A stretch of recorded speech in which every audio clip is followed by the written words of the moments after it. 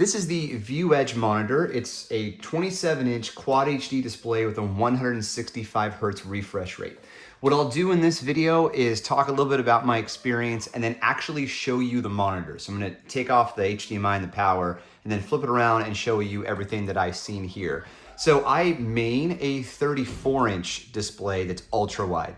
Dropping down to 27 was a little bit difficult, but the good news is there are some games out there that don't support ultra wide. For example, Elden Ring on PC. It only works in a traditional 16:9 aspect ratio.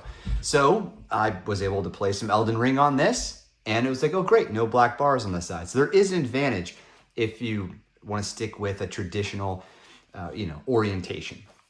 So with this monitor, the brightness it's pretty good. I don't know what the rating is. I don't have the kind of tools that are required to do that, but I found that for an actual very good price of just $170, you get a nice bright display with sharp quality.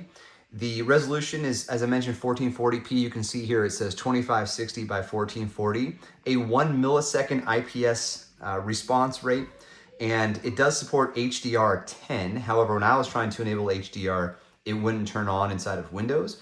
So what I need to do next is take a look around to find like a driver update or a firmware update rather, and I haven't so far had a chance to do that.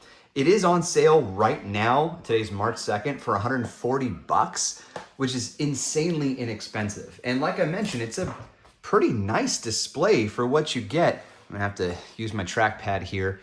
So I don't think this will come through, but the clarity it's quite good. And of course, if you wanted to, you can change your scale and all that fun stuff. And it supports a number of different resolutions. I think the next best thing for us to do is take a look through the menu system. And then I want to, like I said, show you all the ins and outs of the monitor itself. One quick comment you may have noticed as I started playing around with this, but it's not a very sturdy monitor. So the frame it's kind of loose.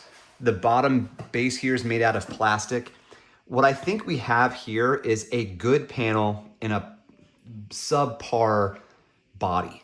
And maybe that's because panels, they can be purchased and sold for a low price if they have a plastic body, and that's why it's only $170, 140 on sale. So anyway, let's take a look at the menu system. So if I press the M here, I get into the menu system. This looks very familiar to me. I've seen this somewhere before.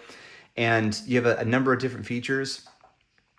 So you can get into your image quality, your color, you can adjust your on-screen display, which is what we're doing right now. Reset everything. It doesn't have speakers, but of course there's a headphone jack, so you can adjust the the audio volume. You do have an overdrive mode. You can change your inputs. It has adaptive sync. That's pretty cool. Let's turn that on. Let's see how quick this is. So now once I put it into adaptive sync, there's a bit of a gray color that went across the screen. So I may not use that full time. And then let's go back to the luminance mode here. HDR is on auto. Let's go back to that. See what our options are. Off or auto. Those are your two options. Okay, and we'll go ahead and exit. So let's take a look at everything else. The overall body is quite thin, as you can see. And then it does have a thicker base here for your cooling.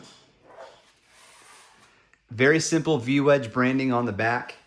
And there is, let me go ahead and unplug everything here so I don't break it.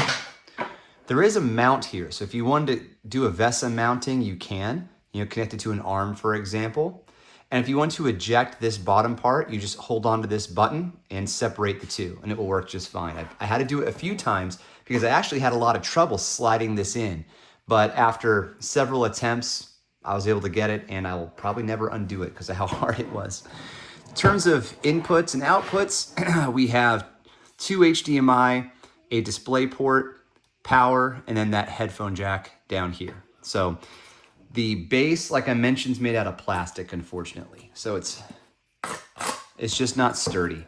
But the display is nice. So if you put it on an arm, which, maybe you have one of those nice arms lying around and you don't mind, throw the arm on there and then you have a good display that won't wobble on you. This wobbling is just unfortunate. So you'll see as I type here, Yeah, it's actually doing a really good job right now as I was typing. But when you mouse around, now you see it wobble.